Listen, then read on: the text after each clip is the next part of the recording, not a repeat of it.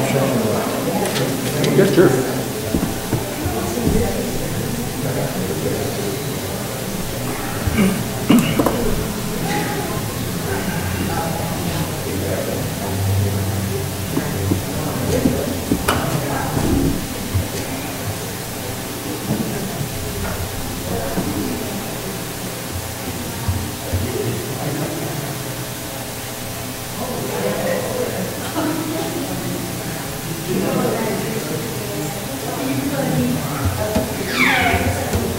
Oh my goodness.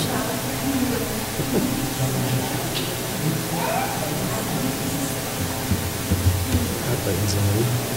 Little baby talking.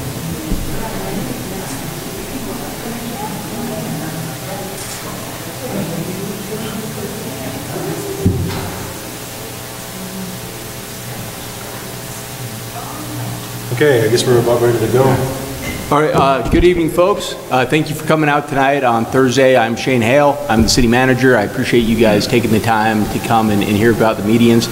I'm sorry, is there a glare, man? Okay, well, you know what? We can fix that. Okay, and are you guys getting the glare on this side as well?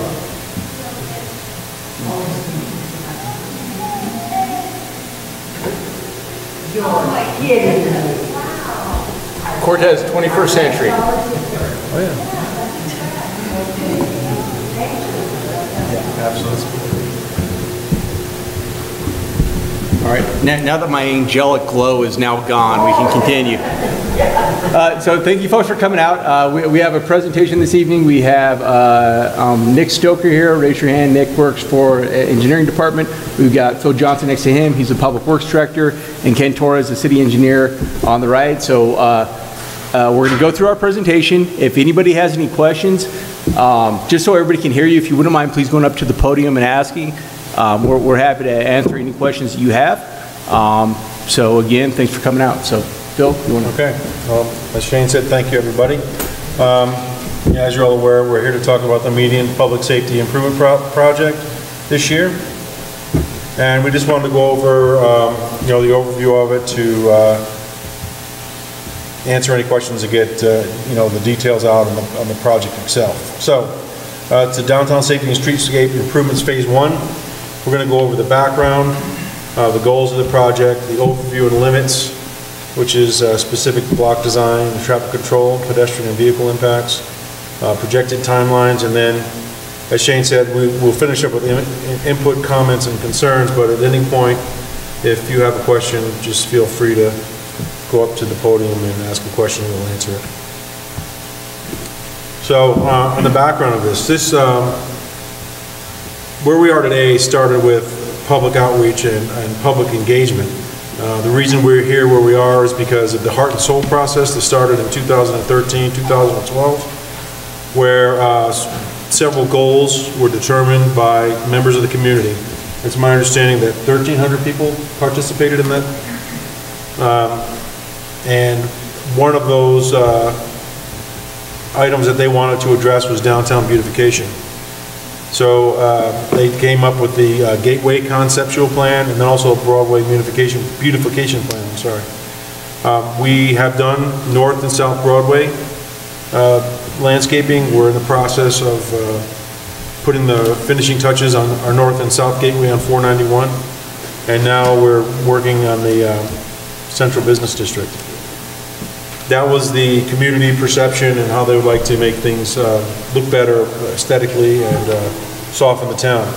In 2015, we went into an access control plan. It was a partnership with CDOT. We hired a third-party consultant to look at our corridor all the way from the Western Y over to Denny Lake. And what they did was they looked at accesses, crash data with cars, impacts with vehicles and bikes and pedestrians, traffic numbers. It was a very thorough examination of that entire corridor. And then once that was completed in 2016, through the City Council's direction, the IGA, which is Intergovernmental Agreement, was signed with CDOT ratifying the access control plan. And so we're looking at a very large corridor as a result of this study. So we asked City Council what's the direction you want to take? Where should we start first? And they determined through discussions internally that they wanted to construct the first 4 blocks of the Central Business District. This starts in Elm to the west and goes to the east to Ash Street.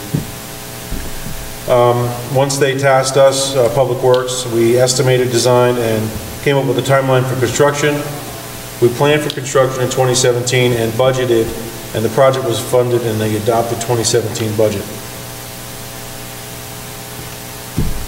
So the goals of this construction project came out of the 2015 Access Control Plan, and basically it's to improve traffic flow for, not just for vehicles. When people think of traffic, they just think of cars and trucks.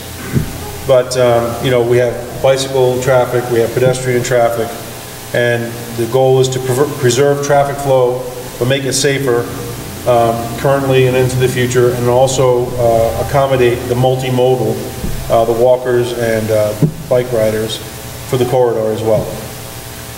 Another goal, which was the goal that vetted out of the Heart and Soul process, was to improve the Central Business District. And we're going to be doing that with utilizing traffic calming techniques to increase safety by slowing down traffic, improving walkability for customers, and landscaping the medians to make Main Street more aesthetically pleasing.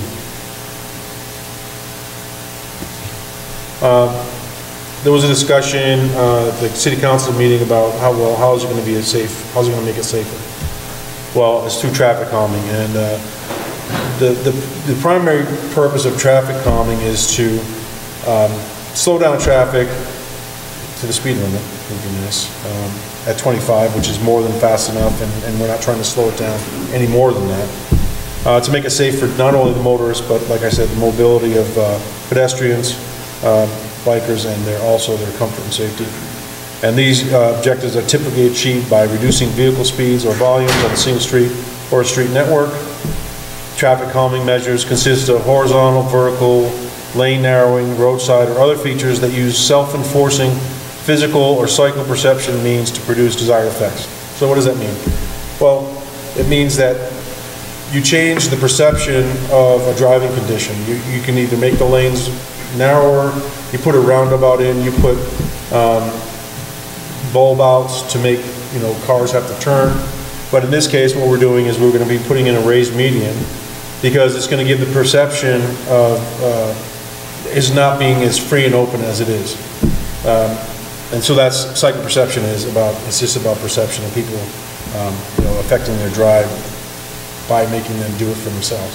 Like when it's snowing out or raining out, you change your driving versus, you know, driving on a clear, dry day, because you know it's less safe. You know, even though it may not be terribly unsafe, you just feel that way and you drive more cautiously.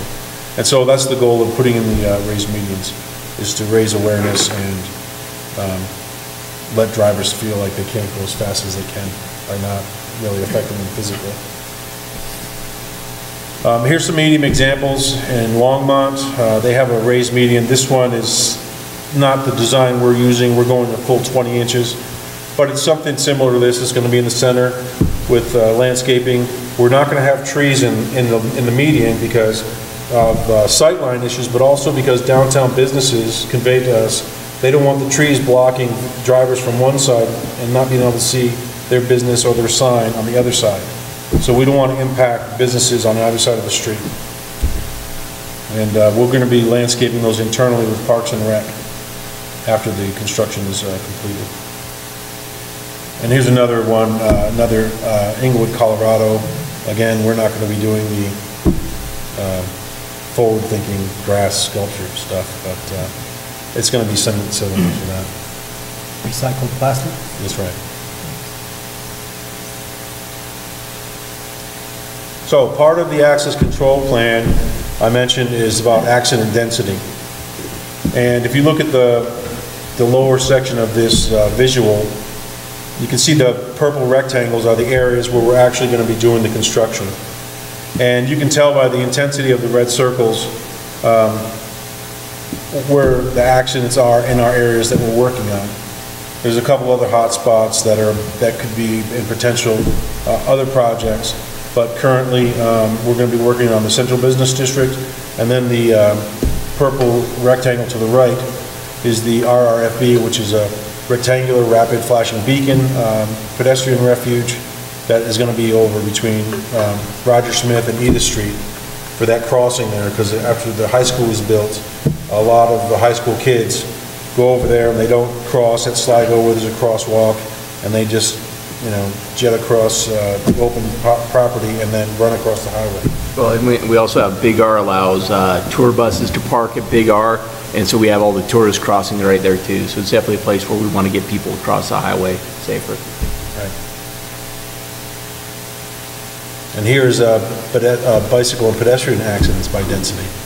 And you can see that in the areas we're working on, there are, you know, really some hot spots there that we'll be addressing in this project specifically.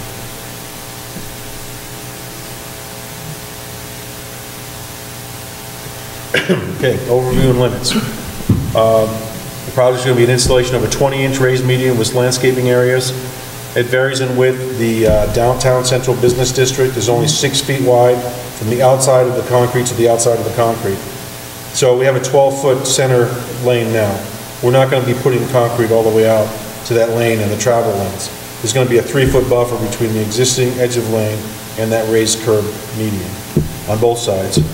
And then over by the McDonald's area, that one is going to be 8 feet wide because of the width of that overall lane. It can handle that, and the 8-foot wide is really also to provide a refuge in the middle of the highway for pedestrians to go into, so they don't have to worry about crossing 5 lanes of travel.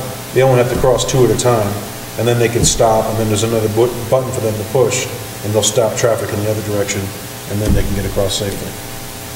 We're going to be doing improvements of the ADA ramps in the downtown area. We're receiving upwards of $294,000 from CDOT to do these ADA ramp improvements. That's the handicap ramps you see. We're going to have the potential for public art spaces. That is something that the Arts Committee will be working with to determine that and the type and where they'll go. And then again, I mentioned we're going to be constructing the RRFB pedestrian crossing and median refuge just over on this block over here. One in the alleys as well. Right, and also we're going to be, well, yes, as well as that, we're going to be doing the alleys behind the businesses in the central business district. This is to improve the surface state of the roadway now. They're really crisscrossed with cuts. They're cracking and failing because of water moisture that is in the soils. And so we're going to be putting concrete pads 11 foot wide from street to street, so deliveries can be done safely in the back of the businesses. We're not going to be doing, we're not going to be doing the alley in back and the median in the front at the same time. You know, they're going to be, several blocks apart or however, but we're not going to be impacting the business on both sides. In the central business district, we're going to start at Ash and Main Street and then head west to Elm and Main, and then again on East Main Street where the RFB is going to be. We're going to be working from Roger Smith Avenue to North Edith Street, and that's where the signalized crossing and pedestrian refuge will be built. I have a series of slides here that are for the project, and they show each block, but every block is very similar. If you look at this, you can see the overall extent of the actual median.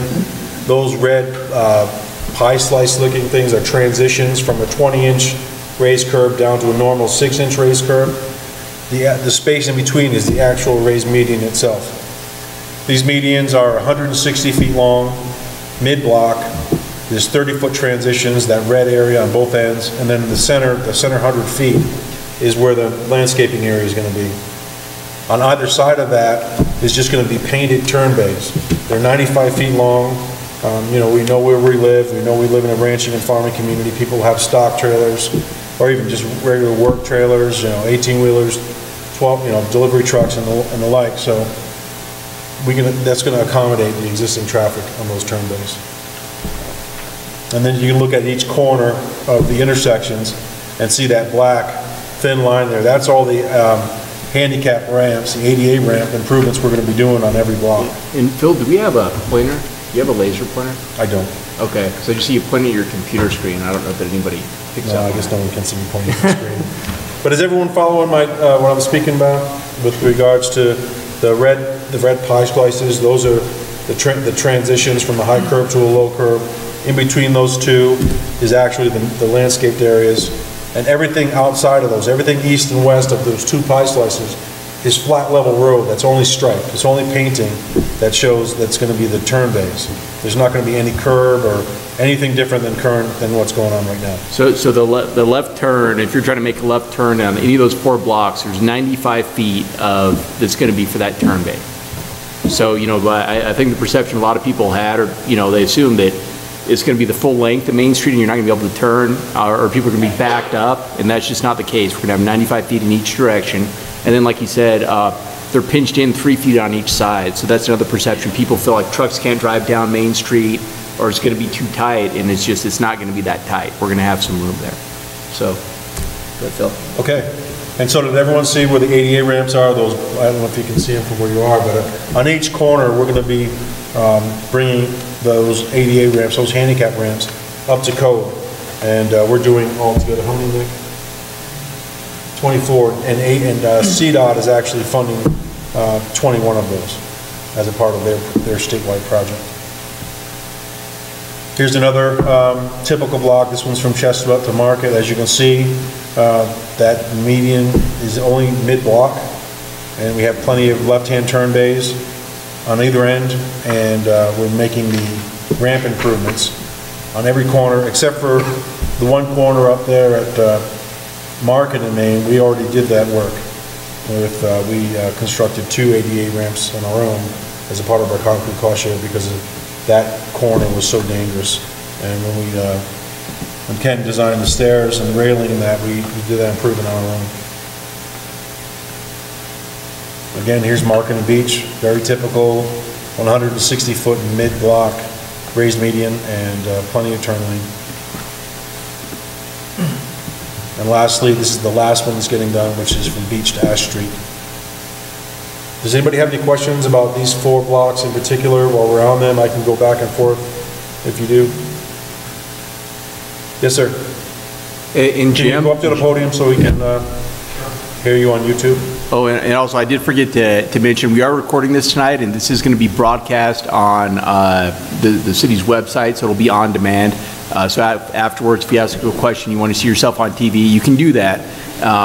But we're also doing that because we want to make sure anybody who couldn't make this can just always go onto the website and check it out. And I'd mention we do that with all of our city council meetings. They're all live streamed and they're all available on demand. So if you really can't sleep at night, for the love of Pete, go to our website. I'm sure we'll put you to sleep. So yes, Jim. And I'll do everything I can to help you enforce that sleepiness factor. My question is about these handicap accessibility ramps. There are several of them in our downtown area, and I've been handing out the flyers for this meeting tonight, and I had one person who is a wheelchair user, and he says that some of those transitions from the concrete to the pavement are as much as an inch offset. Now, I know when you're constructing, you've got to pour the concrete. That's good for 20 years, but then you may have several layers of asphalt that build up over the years, and those transitions they shift. And he says the 1 inch or so transitions are so bumpy and so jarring that it's actually painful for him to go over those. And I know it's only an inch, but it would be probably appreciated by the people of the wheelchair user community to be able to make those just as smooth as possible. So could you please try to factor that into your final work on that, your design work, as well as just to make that a smoother transition instead of a bump. Right, and I'd ask Ken, what is the standard like? It is. I mean, we're taking that into consideration. Great. The maximum vertical, straight up and down rise is a 1/4 inch. And that sounds good, but you know, Well, 5 years from generally now, do there'll is be some kind of an overlay project or something that, those will, so we just kind of need to be aware Right. of that. And taking that and- into consideration. Because people actually do have a physical challenge getting over that hump, either going up or going down on those ramps. And it seems minor to those of us who walk that all the time, because it's not that big a deal. But if you're trying to power your wheelchair over that, it could be a challenge for some folks. All right. And because I heard that from a guy, he's not here, so I thought I'd mention that to you. Yeah. Thank you. Tip over, you could, you know. I don't know get stuck if there. 1 inch is enough to tip over, but he felt that it jarred him to have to go up over that at any speed. So it's probably just the jarring that was bothering him. And sometimes it's difficult if you don't have enough strength to wheel yourself over. Sure. Just something to think about and look out for when you can. Thank you. Well, in CDOT, they did a statewide study.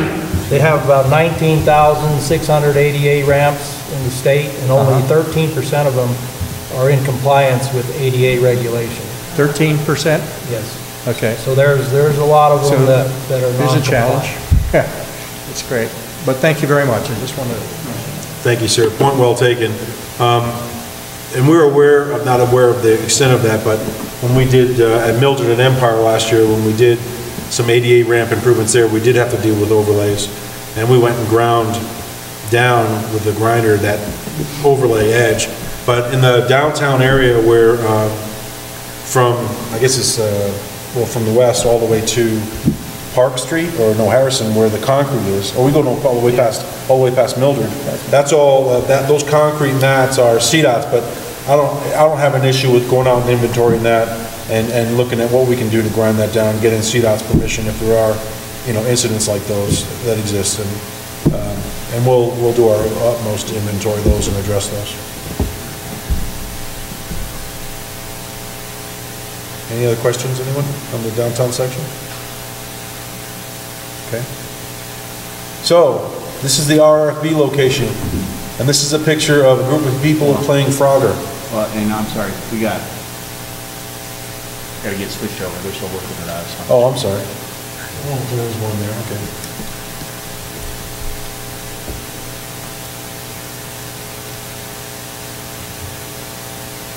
Help me out, girls.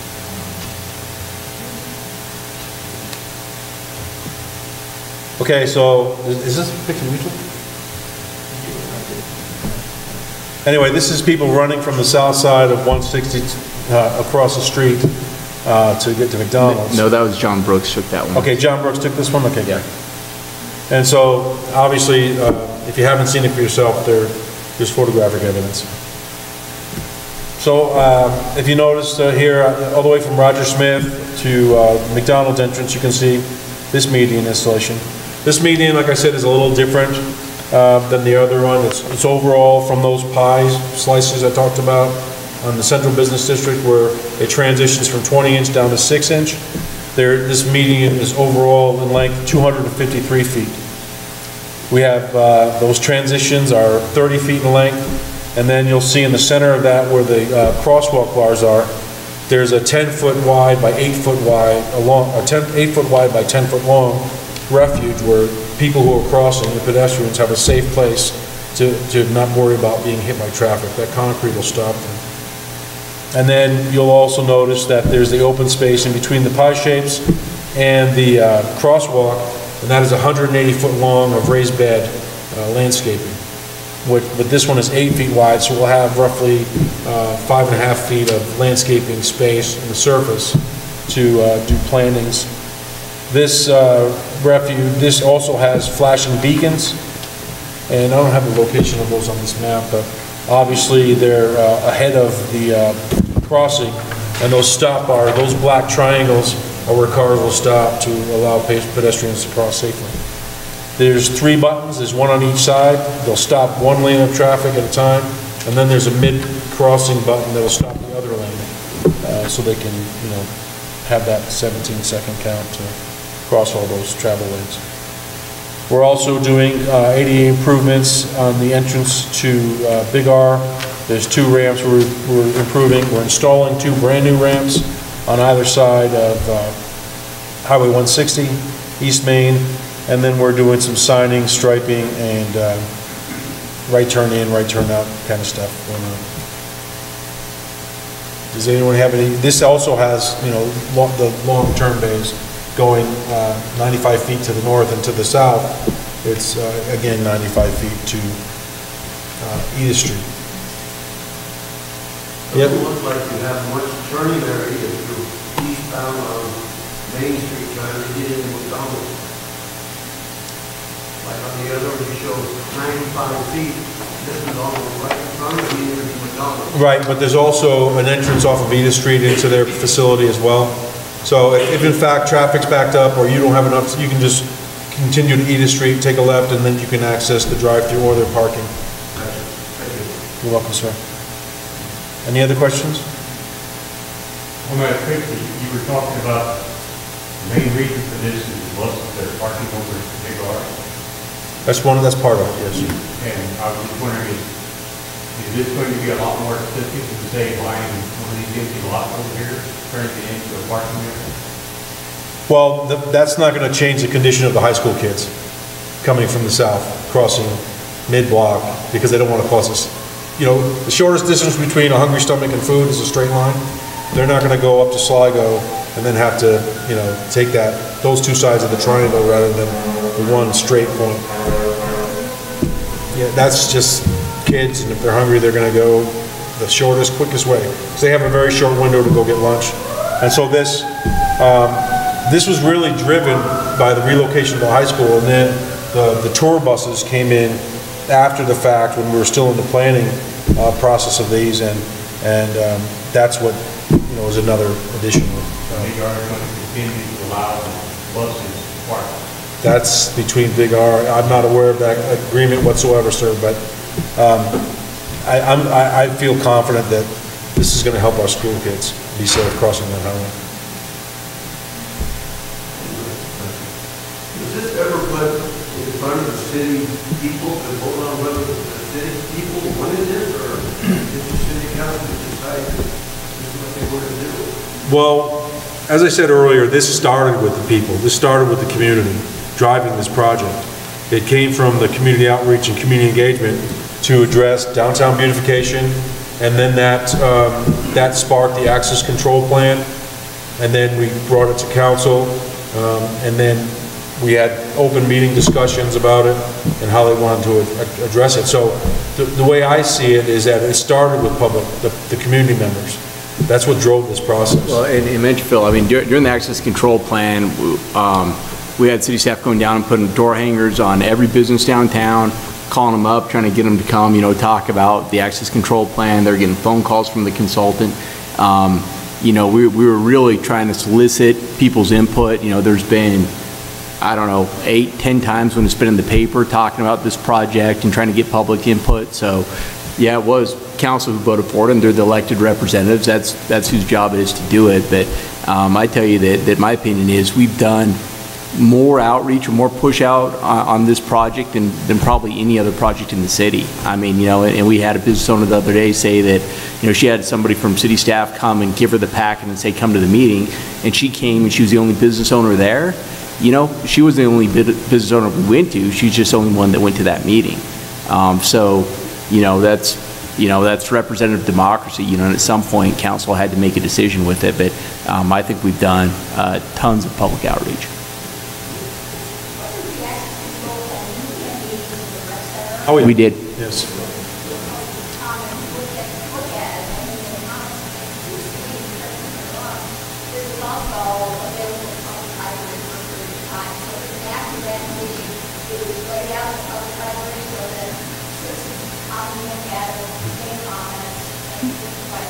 That's right. We also went to not every bank in the city, but I think 5 or 6 of them, and we had plans that we're doing in every bank. We had them at the city hall. We had them, I mean, you know. The rec center, we did multiple radio interviews. I mean, we really beat the bushes to get this word out. Yeah, last year we rented the Sunflower Theater, I think 5 different times, and had, you know, just with downtown businesses, just went down and a city employee went and said, sir, please come to this meeting, this is when it is, and to get the outreach. So I think it was pretty extensive, really. Yeah, I would agree. Have any times when truck finance is in the box of dollars when they're getting the trucks off, the big trucks off of the Main Street? No, ma'am, that's never been a part of this project. Since we're talking about big trucks, there's something that came up in my mind, downtown business district you're talking about, those semi-parked in the middle of the road, right where the median's going to be, so they can unload. Where are you going to put those trucks? Right, and that's why part of this project is we're improving every alley behind the business. So for 8 blocks, we're doing. Driven down those alleys? Well, yes, sir. I know they're tight, but I would just tell you, we have our city refuse trucks. I mean, those big trucks, they're all in the alleys. I know it's tight, but. They kind of need some of those dumpsters right off the middle of the time, too. Well, yes, sir, we get those phone calls. So you know, and that's an alley, and I'd say, you know, I'm going to quote Phil from the other day. Right now, a delivery truck in the middle of the highway, somebody running a hand cart back and forth, I don't know that that's the safest condition either, you know, so. I'm not saying it's safe, I'm just trying to figure out where we're going to put it. Yes, sir. So that's our plan, and that's why improving the alleys are a part of this. Like the alley coming down Beach Street between the post office and the barber shop.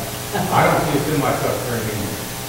Now, they do have it sometimes, I've seen them stop and watch and back in to the Sears.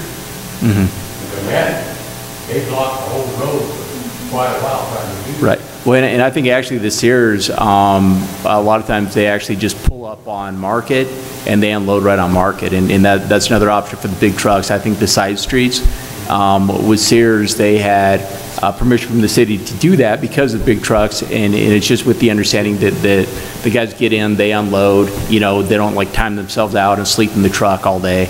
I'm sorry, I own a business right next to Sears, and that's not true. They block it in for 6 hours at a time. Well, and I'd say, but then please call us, because we had FB Organics called us with the truck that was there taking up the parking, and they got a visit from a patrolman right away. So if they're taking too much time, let us know, and we'll handle it. And that does work, because my wife had a business on North, and someone drove in, dropped a trailer in front of her business, went and picked up a trailer that was dropped by Sears, and we called PD, and they came down and made them stop doing what they're doing. They were doing some kind of driver-trailer exchange or something, and they thought they could just do it in no parking areas across driveways, and PD will respond and they'll handle it.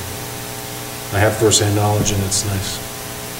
So we will do that. Yeah, so if they do that, you know, they're supposed to, you know, we're trying to accommodate, and I understand the Sears gets they get big deliveries, and we want to work with them, but they also need to respect the other businesses downtown. So if they're not doing that, please just give us a call, and we'll handle it. This gentleman, freight business for 33 years, and put the semi in the valley in Cortez. Some of them would be difficult. I had to jog around a couple of them to get into those at Mesa TV. There were 18-wheelers behind Market Street on that. And the fact of the matter is, you know, they have to adjust and adapt. Parking a truck on Main Street on a highway in the twiddle is illegal. They just do it because it's convenient, and they've been able to do it for years. That doesn't mean it's right. Got no other choice. Well, they're going to have to. They will. They'll find one. So the business owners, they can't be freight delivered. Yeah. I think they will be able to.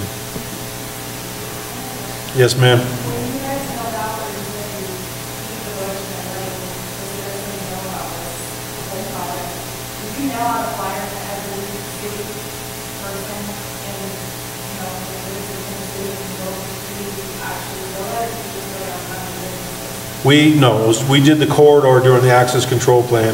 We hung hangers on every single property fronting Main Street, and then we mailed it to the property owners of record from the clerk's office. And then we had, we had ads. Do we do anything in the water bills, though? I can't remember if we did or I not. don't know if we did anything on the water bill. Yeah, a lot of times when we have public meetings, we'll put notes in the water bill to let people know, but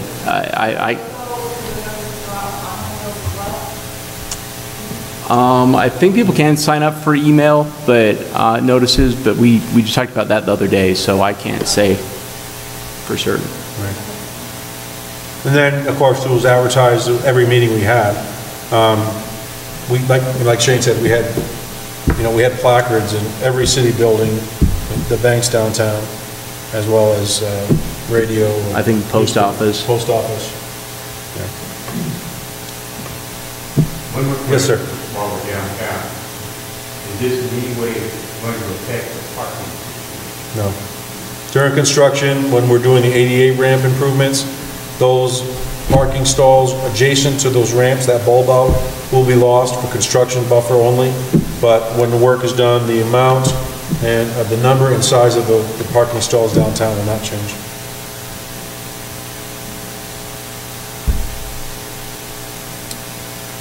Okay, this is, can you all see that? Traffic control, this is what it's gonna look like on one block with the median in the center, and then we're gonna be utilizing one lane of travel in each direction to give the buffer for construction of that mid-block median. So there will be, it won't be alternating traffic, it won't be stop and go, it will be tapered down to one lane though, in both directions. Maybe you could, I didn't hit, but what's the timeline of this all going to happen? Okay, well, it's later, but right now, we received bids, awarded the bid on the city level, but all that had to be sent up for concurrence from CDOT. That's usually a 2-week project, and Ken, you sent the packet and letter out last Friday? Friday, we send it out. So it could be 2 weeks until we get back from CDOT. We've already met with the contractor to do some preliminary discussions. And so we're thinking first week in June, depending on when we get that response from CDOT back. Approximately how long does it take? It's a 125-day contract.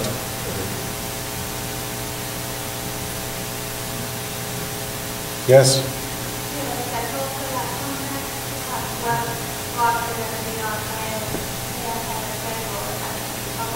Oh, well, yes, absolutely. And then you'll see at the end of we're going to have email and a phone line direct to call in from. We'll have John Brooks from the marketing director for the city. We'll have that information weekly, and we'll get that word out prior to when we have our pre-construction meeting. We'll have a schedule. They'll give me their plan of attack, and then we'll publish that. Yes, ma'am. You don't know if they're going to start down here at Unit or they're going to start I don't know that yet. contract. Right. The other question is parking during while you're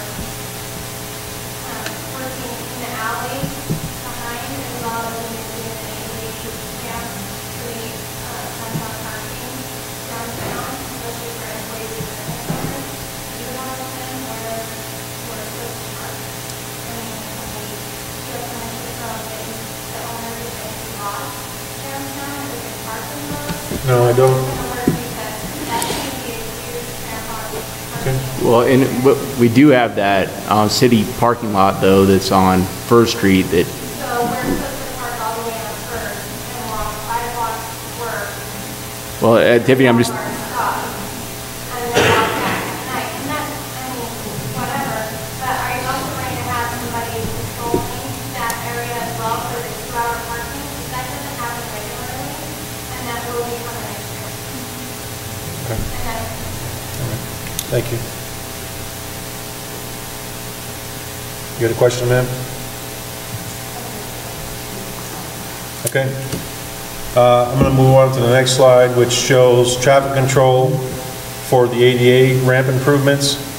There will be, like I said, parking stall loss on either side of the bulb out, and then one lane of travel so they can do their work. This isn't indicative not necessarily of the ADA ramps on all 4 sides being worked on at the same time, but this is what the traffic control would look like. with all of them engaged.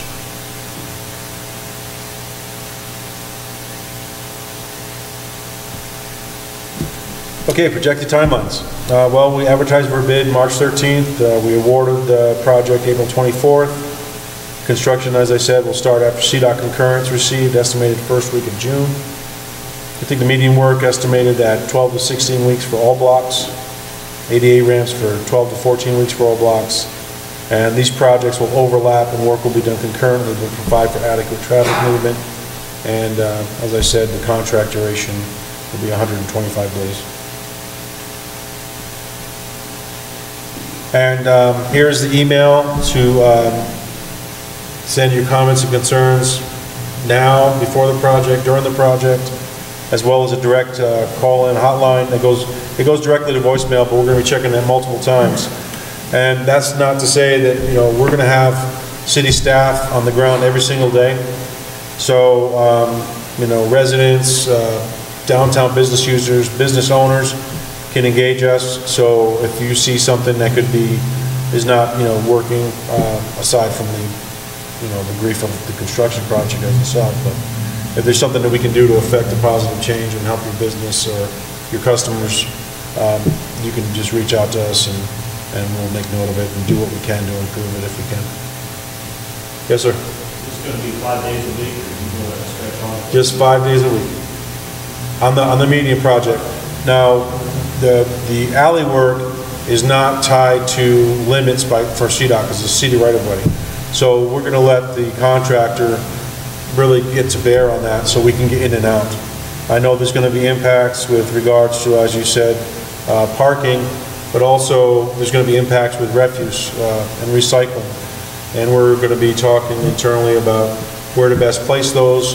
Either they're going to be at the T intersections of the alleys, so they'll be centrally located, or they could be at the ends of either alley, as long as they're out of the contractor's way. But you know, there are some logistical fine-tuning that we still need to do as a team. And once, you know, now that we have a contractor and we get the green light to go ahead and bring them on board, we'll discuss all these points at pre-con or before that. So we'll have it all ironed out, and then we can push this out through John Brooks' office via social media, or I think that maybe we can talk to John about maybe having an email sign-up list, so business owners or residents and the like can just have, and we can have a group that we can just push out data on a regular basis to keep everyone informed. You tell us who the contractor is, what it is? Yeah, it's Western Gravel Constructors out of Montrose.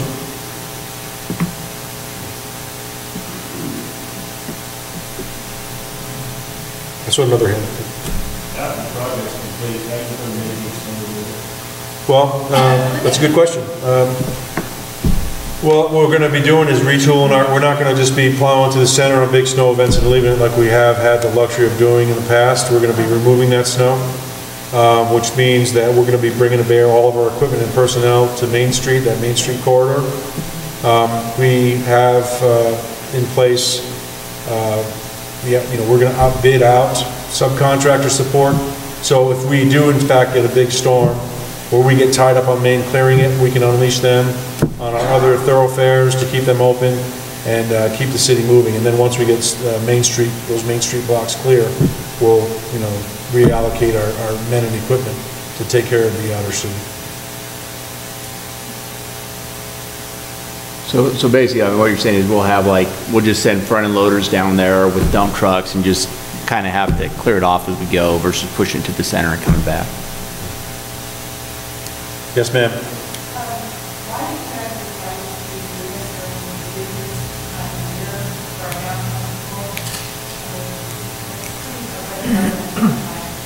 That's a good question. Well, it's kind of twofold in that when we tried to advertise it, we didn't try to advertise it. We did, in fact, advertise it early summer, midsummer last year, open bids in August so we could unleash them right after the holiday.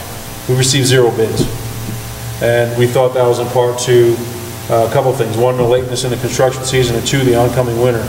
A contractor committing to a project of this scope can be shut down by weather, and CDOT makes projects stop when snow flies.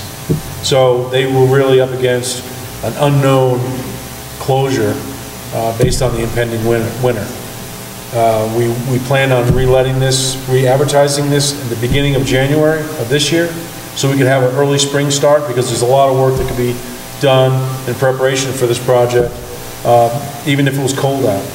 But when the funding for CDOT became available, they came into the mix and had to review everything we did, all of our design plans, our project manuals, everything. And it took 8 to 10 weeks to get them through it.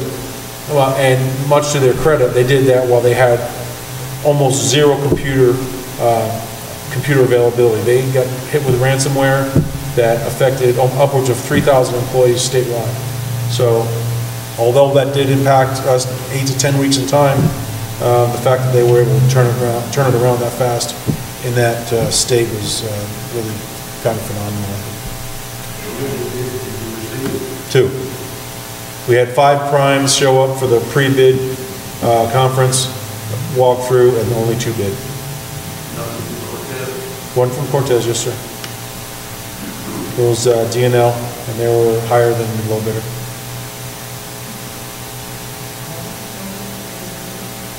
No, not always.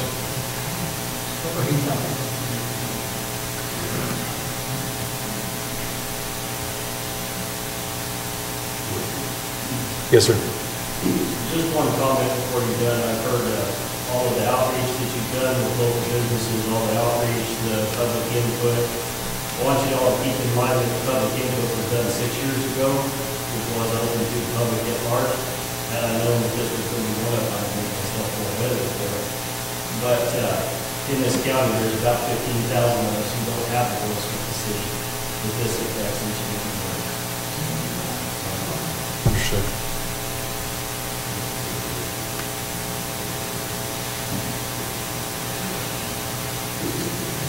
Anything else? Yes. Yes, you can. Please. Hello, gentlemen. Hi, my name is Rocky Moss. I am here with 2 hats on. So I want to address people who were talking about the public comment, about the comment period 6 years ago. I'm going to wear my first hat, and I was the coordinator for the Heart and Soul Project for Cortez. I started in, I think, 2014 and finished the project out after the previous coordinator moved, or left, rather. And so what I want to talk about a little bit is how much public engagement we had and how much outreach we did. It was phenomenal. We did a lot. And if it was missed, I'm just not sure how. We conducted 2 years of outreach, over 30 public engagements. We collected data from every meeting. And what we were doing was we were trying to find out what city residents would like their city to look like in 20 years down the road. So we'd ask 2 questions. What do you love about Cortez? What would you like to see changed about Cortez? We did this at so many meetings. It just became a mantra for me.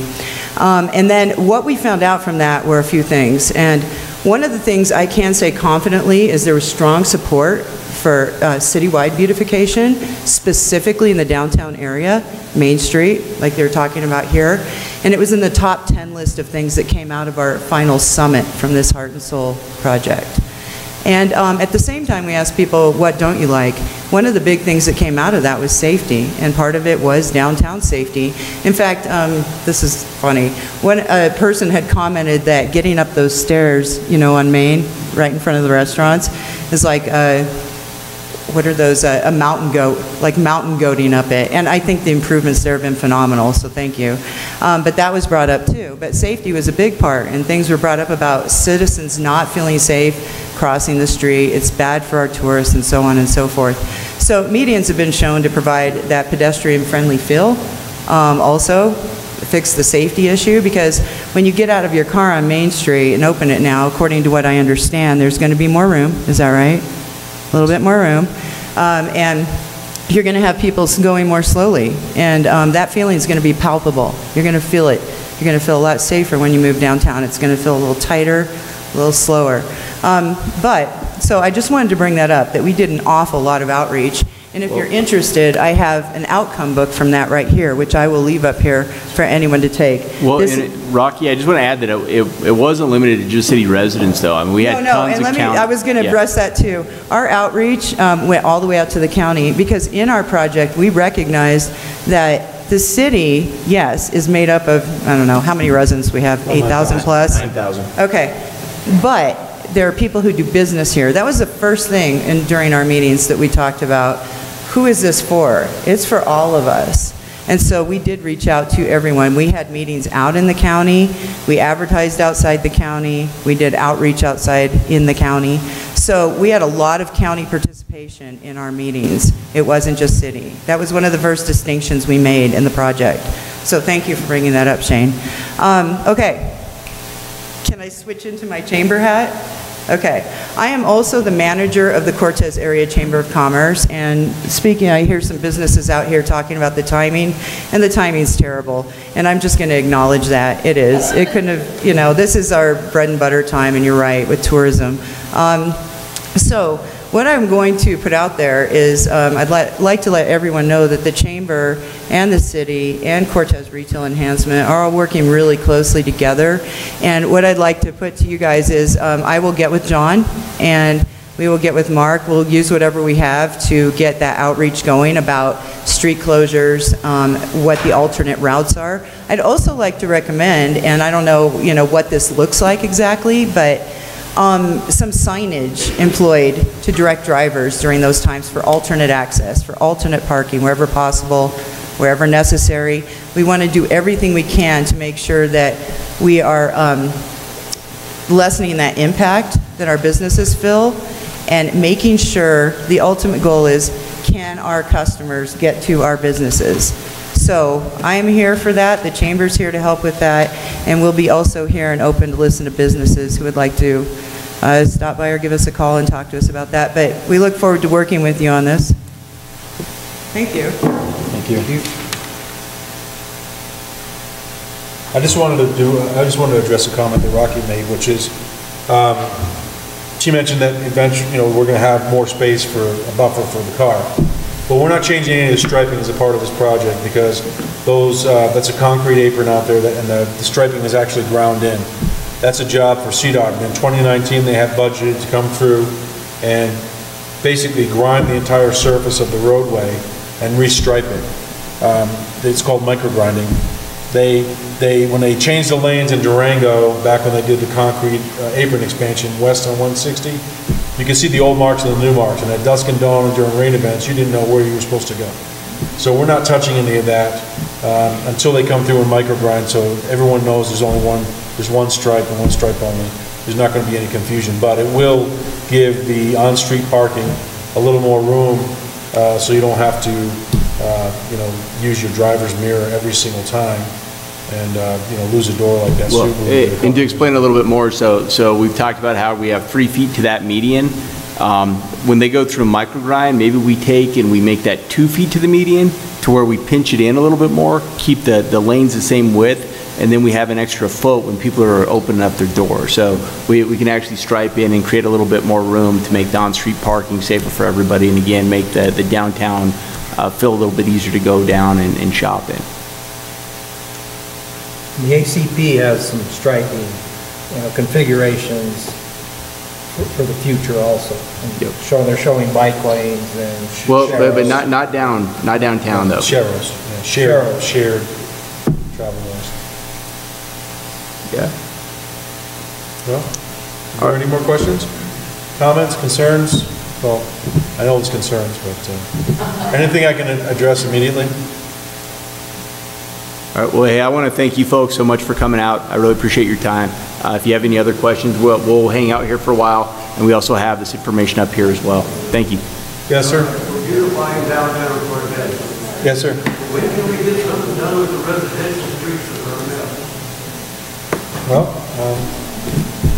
since I started here in 2014, we're going to be doing some maintenance, chip seal work, etc. But when we're doing wholesale rebuilding or resurfacing of streets like we did with Henry, we replace the old aging water lines first. That way we're not going to dig into it, because nothing cuts better than brand new asphalt. And I don't want to put a new road over a 50 or 60-year-old pipe. So was it Henry and South Beach, you know, the post office, if you notice, that's all been resurfaced. We repaired the brand new water, sewers, storm drains, and that's our plan. Yeah, And but water is really our limiting factor. Like we've got on Mildred is getting pretty bad, but we know that water line's so old, and we actually have, in our streets project, we could take care of it, but we don't have enough money sitting in our water fund to take care of that whole line. So it's really, you know, just doing it right. Because like Phil said, as a taxpayer, to see brand new asphalt and then see the city come back 5 years later and cut it up for water lines, you know, it's not good planning. So we're trying to do this right the first time and try to be responsible with everybody's tax dollars. And we do have, you know, engineering we have a whole list of streets that we know the worst streets. I'm sure everybody thinks that if you've got a bad street, you're on the worst one. But we actually measure that between maintenance and engineering to make sure that we're doing things orderly and meritoriously. We are aware. We're just trying to plan it properly. The wheels, we move pretty slowly, but we get it done. Well, thank you, everybody.